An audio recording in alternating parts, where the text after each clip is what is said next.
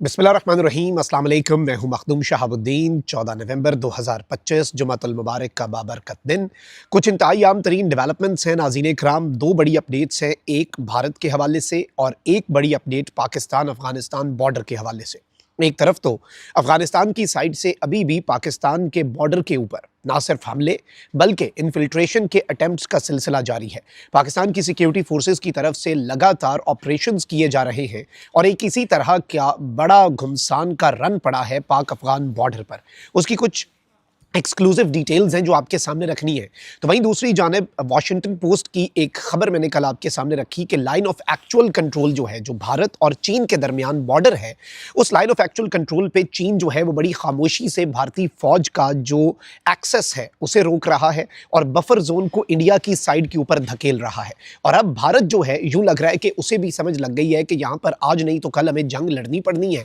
इसीलिए भारत ने एक नए मिलिट्री बेस और एक नए एयर बेस का इनॉग्रेशन जो है वो किया है और चाइना को एक बहुत क्लियर कट मैसेज जो है वो इंडिया की तरफ से दिया गया है। इसका मतलब ये है, जो सिग्नलिंग हमें इससे समझ आ रही है वो ये है कि इंडिया और चीन के दरमियान भी कशीदगी in the next few days या फिर in the next few weeks वो उसका आगाज हो सकता है। ये सारी डिटेल्स डिस्कस कर लेते हैं, लेकिन अगर अभी तक आपने इस वीडियो को लाइक नहीं किया तो लाइक ज़रूर कर दें।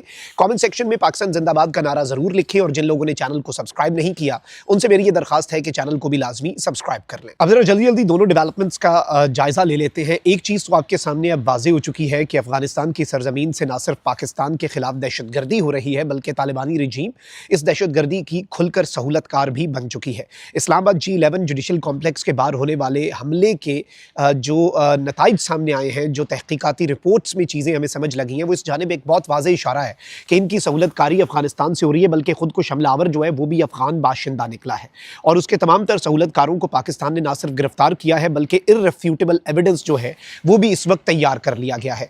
अब ये पाकिस्तान के मुख्तलिफ शहरों के ऊपर जो हमलावर होने की पॉलिसी है, इसके हवाले से ये बताया जा रहा है कि तालिबानी रजीम के सुप्रीम कमांडर हैबतुल्लाह अखुंज़ादा जो है वो इस सब के पीछे है और ये उनके ऑर्डर्स के ऊपर किया जा रहा है। याद रखिएगा कि टीटीपी नहीं बल्कि तालिबानी रजीम, और तालिबानी रजीम को ये बात पता लग गई है कि भाई हमने तो पाकिस्तान के खिलाफ दहशतगर्दी अपनी सरजमीन से रोकनी नहीं, पाकिस्तान ने फिर बदले में बॉर्डर जो है वो खोलने नहीं है, ट्रेड पाकिस्तान ने करनी नहीं है और अफगानिस्तान की इकॉनमी का बेड़ा गर्क तो होना ही है। इसलिए उनका जो डिप्टी प्राइम मिनिस्टर है फॉर इकनॉमिक अफेयर्स, इक्तसादी उमूर का जो उनका डिप्टी वजीर आज़म है, उसने ये स्टेटमेंट दे दी कि भाई हम जो है पाकिस्तान के साथ ट्रेड जो है वो बंद करने जा रहे हैं और ताजर 3 महीने के अंदर अंदर अल्टरनेट जो है उसकी तैयारी करें, क्योंकि इन्हें पता है कि भाई ये ट्रेड लंबे अरसे तक बंद रहनी है। इन्होंने इंडिया की प्रॉक्सी बनना कबूल कर लिया हुआ है और अब ये उसी के तनाजुर के अंदर सब कुछ करेंगे। तो इसमें भी कोई अब दूसरी राय, कोई इफ्स एंड बट्स जो है वो नहीं होने चाहिए।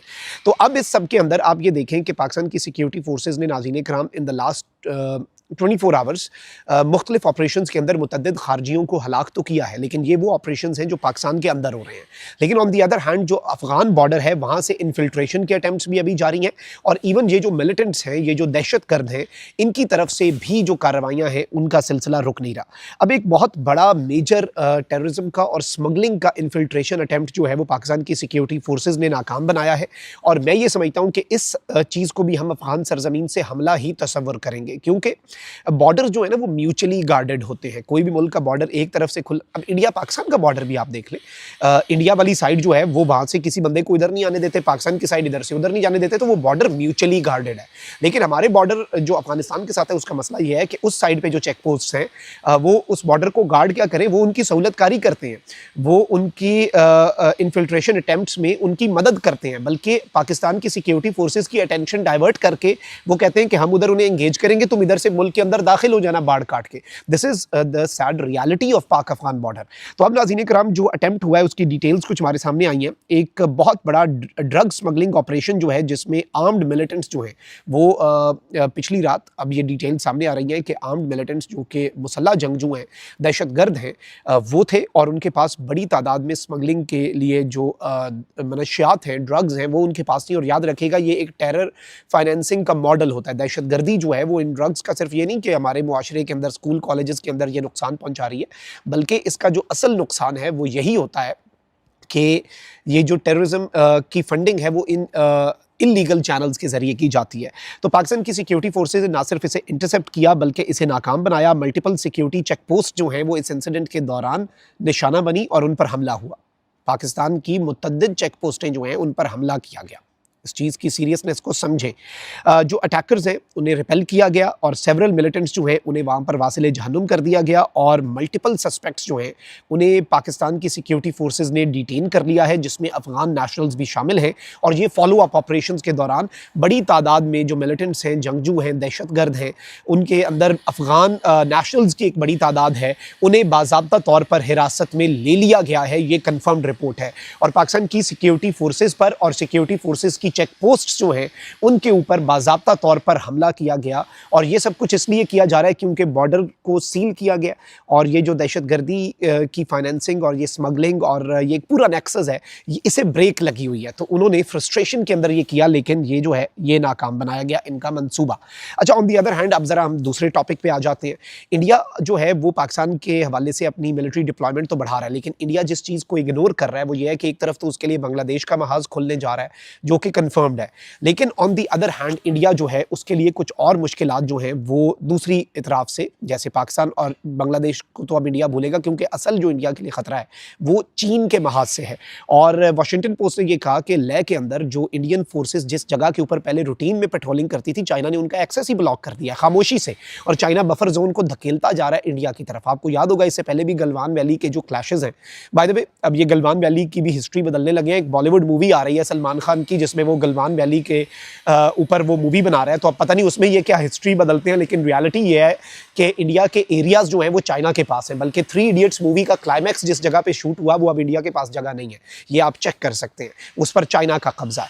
तो अब नाज़रीन इकराम, इंडिया जो है उसे ये बात समझ लग गई है कि तिब्बत के करीब चाइना ने अपने जितने एयरपोर्ट्स थे उन सब एयरपोर्ट्स को डुअल यूज़ के लिए, यानी वो सिविलियन यूज़ के थे, उन्हें कन्वर्ट किया कि वो सिविलियन प्लस मिलिट्री यूज़ के लिए एयरपोर्ट्स जो हैं वो एयरपोर्ट प्लस एयरबेस में कन्वर्ट हो जाए। तो एक हाइब्रिड मॉडल जो है वो चीन सामने लाया है ताकि यहाँ से जो जंगी तैयारे हैं, जो फाइटर जेट्स हैं, वो भी परवाज़ भर सकें, and on the other hand जो सिविलियन एयरक्राफ्ट है उनका काम जो है वो भी उसी तरीके से चलता रहे। तो इस सब के अंदर अब भारत जो है वो भी कुछ बड़े इक़दाम करता हुआ हमें नज़र आ रहा है। और अब इंडियन एयरफोर्स के चीफ ने एक नया एयरबेस जो है नाज़रीन इकराम उसका इनॉग्रेशन किया है। ये जो इनॉग्रेशन है ये एक डिस्प्यूटेड रीजन है लद्दाख का, आपको पता है, तो उसमें इन्होंने किया है और ये चाइनीज़ बॉर्डर के करीब एयरबेस का इन्होंने इफ्तिताह किया है। और ये वॉर प्लेन ऑपरेशंस जो हैं उन्हें हैंडल कर सकता है ये एयरबेस। याद रखिएगा, ये वॉर प्लेन जो हैं, जंगी फाइटर जेट्स जो हैं, उनके ऑपरेशंस को हैंडल करने वाला ये जो एयरपोर्ट है, ये एयरबेस है, ये तैयार किया गया है, इसकी रनवेज तैयार की गई हैं।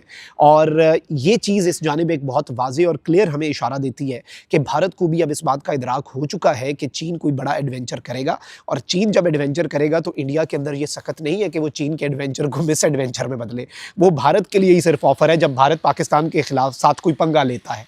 तो इस चीज़ को भी भारत को समझना पड़ेगा कि उसके लिए अब मुश्किलात जो हैं उनमें चीन की तरफ से इजाफा होता जाएगा, और चीन जो है उसकी मिलिट्री माइट के आगे भारत जो है वो कुछ भी नहीं है।